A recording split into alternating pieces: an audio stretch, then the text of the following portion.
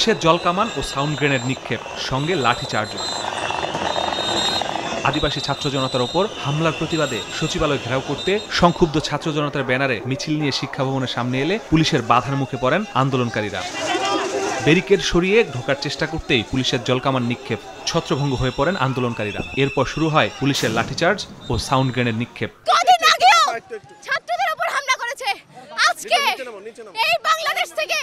এখনো 5ই আগস্টের রেস শেষ হয়ে যায়নি। ক্যাম্পাসের ভিতরে কিভাবে পুলিশ সাউন্ড গ্রেনেড ফুটানোর সাহস পায়, কিভাবে লাঠিচার্জ করার সাহস পায়।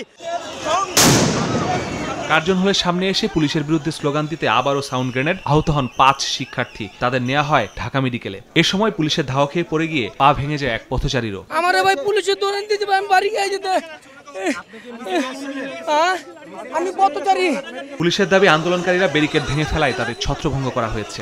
যখনই ভেঙে ফেলছে আমরা জাস্ট আমাদের জলকামান যে আছে আমরা পানি ইউজ করছি যেন এরা আর ভিতরে না যেতে পারে। সাউন্ড গ্রেনেড দেওয়া হয়েছে যেন আতঙ্কিত হয়ে এরা ডিসপার্স হয়ে চলে যায়। আমাদের উদ্দেশ্য হচ্ছে ডিসপার্স করা, আমার উদ্দেশ্য কাউরে মারা না। এর আগে রাজু ভাস্কর্য জড়ো হয়ে বিক্ষোভ করেন ছাত্র জনতা। এ সময় তারা স্বরাষ্ট্র উপদেষ্টার পদত্যাগ দাবি করেন।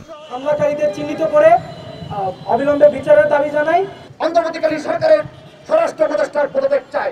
আইনশৃঙ্খলার যে চেয়ারম্যান, কাণ্ডজ্ঞানহীন চেয়ারম্যান, তারও আজকে পদত্যাগ চাই। এদিকে ঢাকা বিশ্ববিদ্যালয়ের গণযোগাযোগ ও সাংবাদিকতা বিভাগের 3 শিক্ষার্থী সহ আদিবাসী শিক্ষার্থীদের ওপর হামলার প্রতিবাদে বিকেলে রাজু ভাস্কর্যে বিক্ষোভ সমাবেশ করেছেন বিভাগের শিক্ষার্থীরা। এতে যোগ দেন শিক্ষকরাও। যারা এই হামলাটি করেছে তাদেরকে ধিক্কার এবং নিন্দা জানানোর ভাষা আমাদের নাই।